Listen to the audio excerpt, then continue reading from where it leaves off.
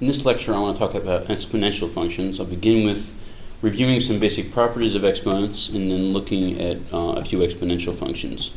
So, some properties of exponents.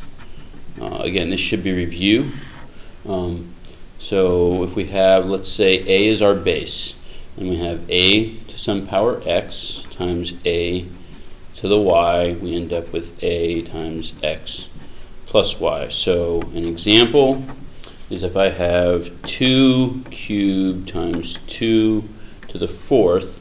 Well, 2 cubed means 2 times 2 times 2, and 2 to the fourth means 2 times 2 times 2 times 2. All right? But we can drop those parentheses, and what we end up with is just 2 to the 7th power, which is just 3 plus 4. All right, a second one is a to the x raised to the y. All right, and that is going to just give us a to the x times y.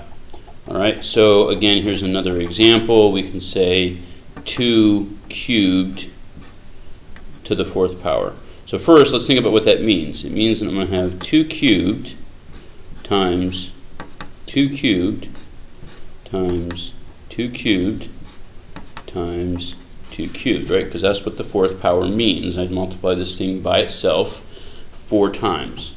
All right. Now I can go back and use this property up here, right? This is going to be 3 plus 3 plus 3 plus 3, or 4 times 3. So I end up with 2 to the 12th power. All right. A third property is that a to the x over a to the y equals a to the x minus y, which is similar to the one we have above, except for dividing instead of multiplying. So an example for this one is, let's say, 2 to the 5th over 2 squared. So 2 to the 5th is 2 times 2 times 2 times 2 times 2 over 2 squared, which is just 2 times 2. All right. Now I can divide one of these 2's by one of these, and one of these by one of these, and I'm left with 2 cubed. All right, which is the same as 5 minus 2. So this is the general property. These aren't proofs really, but they're examples of why these properties work. Okay, now using this property above here, I want to show or give you the property a to the 0. So this again. A is our base, like 2 here. It can be any number. These are true for any numbers. I'm just using 2 as my base in these examples. So how might we see why something to the 0 power is 1? Well, if we had 2 cubed over 2 cubed, then certainly we would agree that that equals 1. But if we use this property up above here, 2 cubed over 2 cubed also equals 2 to the 3 minus 3, which is 2 to the 0. All right? So if 2 cubed over 2 cubed equals 1, and 2 cubed over 2 cubed equals 2 to the 0, then they must be equal to each other.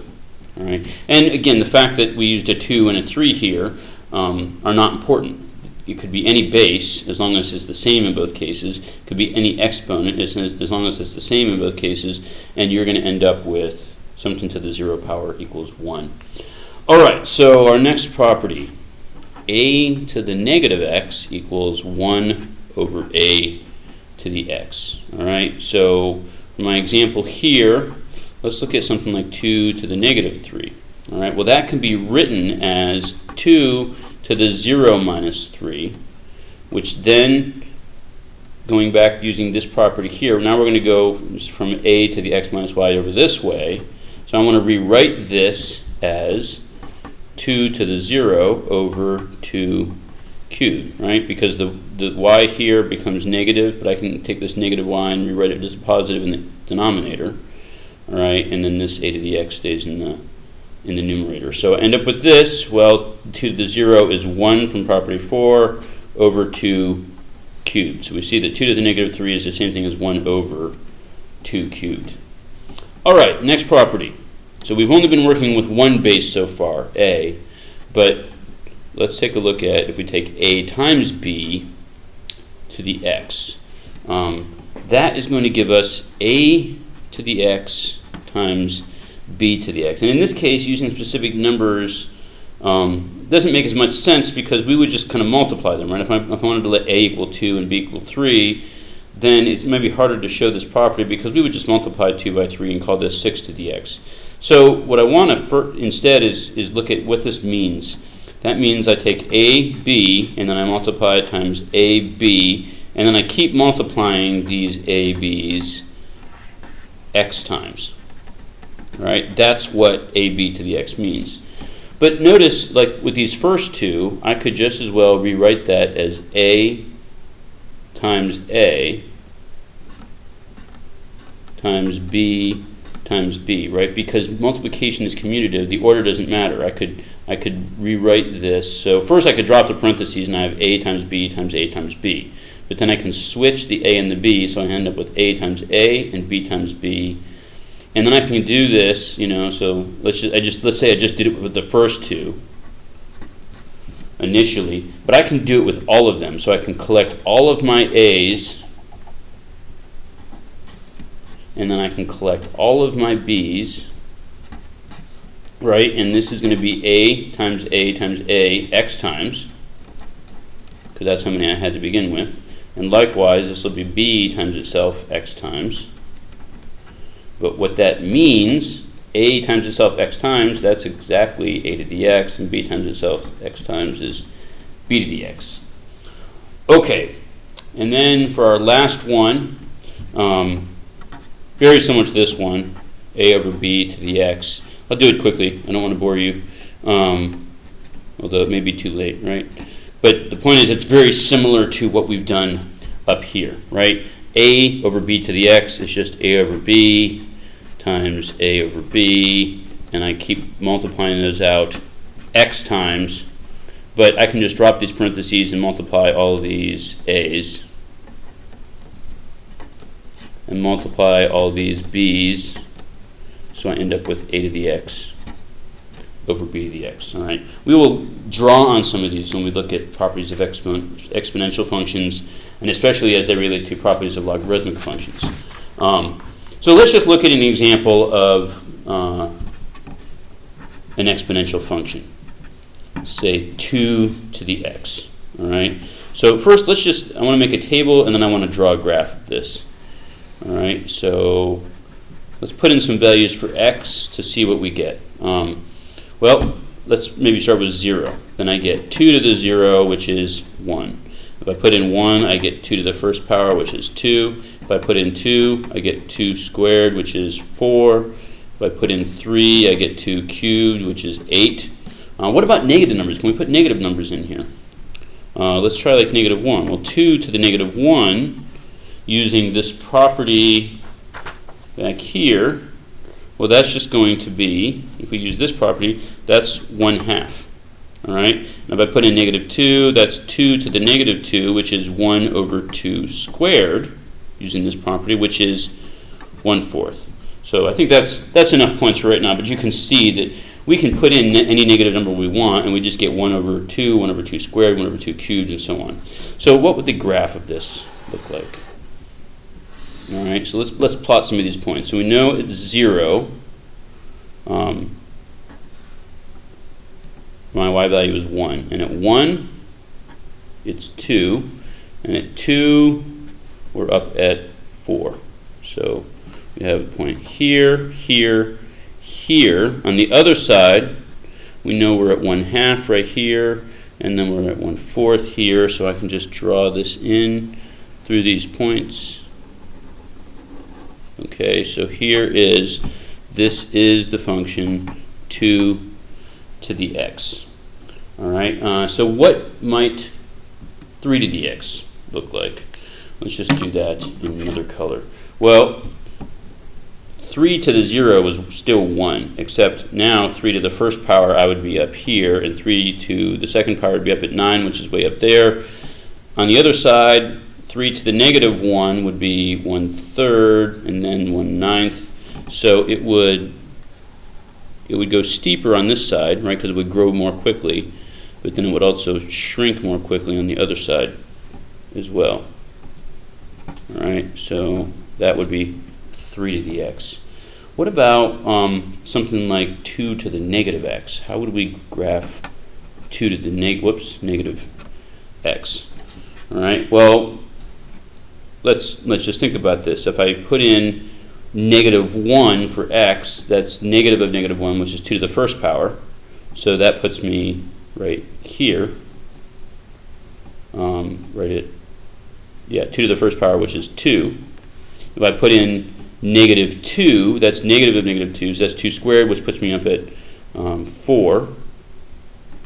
If I put in 0, it still goes through here. If I put in 1, that's 2 to the -1, which is 1/2. If I put in 2, that's 2 to the -2, which is 1/4. So I end up with something that looks like, I guess I could use a different color, but I end up with this, which notice is kind of the opposite of this one, right? In fact, it actually has the points are the opposite. That's the effect of the negative. So this is 2 to the negative x, which is the same thing as 1 over 2 to the x, which we could also write as 1/2 to the x, right? Because if we go back and look at this property at the bottom here, so 1/2 to the x would be 1 to the x over 2 to the x, but 1 to the x is just 1. All right, so we call this exponential decay because it shrinks, right? If we have a negative exponent, or if our base is something between 0 and 1, this thing is shrinking down. If it's positive, well, it's always positive, but if it's greater than 1, then we have something that's constantly increasing. If it was just 1 to the x, that would be kind of boring, right? Because we would just end up with, no matter what we put in for x, we would just end up with y equals 1. So this would be 1 to the x, which we pretty much never see because it's just a horizontal line. All right, so what are some properties? If we go back and look, let's talk about properties of the function b to the x, where b is a positive number. It could be less than 1, but it has to be positive. All right, so let's first notice that the domain, we can put in any number we want here, right? Up here we can raise 2 to any power. It could be a negative, it could be a positive, it could be 0. So the domain is all reals or negative infinity to infinity. The range, though, are only positive numbers, all right, from 0 to infinity, but it doesn't include 0 because there's nothing we can raise 2, there's no number that we can raise 2 to, or any number, there's nothing we could raise b to and get 0. We can get very, very negative. These will get very, very small, but it will never actually reach 0. So the range is 0 to infinity. Notice the other thing here is that the y-intercept for anything b to the 0, when x equals 0, because anything to the 0 power is 1. All right, again, that's based on one of the properties that we looked at the beginning, because anything to the 0 is 1, and the y-intercept will always be at 0, 1. The other thing to notice here is that all of these functions are 1 to 1. They pass the horizontal line test. All right. So in addition to being functions, each of them individually pass the vertical line test. Each of them individually pass the horizontal line test as well, which means they have an inverse. And in fact, the inverse of exponential functions are logarithmic functions, which we'll talk about in a separate lecture. Finally, I just wanted to point out that if b is between 0 and 1, it's a decreasing function, right? It's the exponential decay that we talked about, right? We have it going this way. Or either b is between 0 and 1, or we have b to the negative x. And in this case, b would be greater than 1, because we would rewrite it as 1 over b to the x. And then if b is greater than 1, then it's increasing. Okay, so we will talk a little bit more about exponential functions when we talk about log functions, but these are kind of the basics of the exponential function.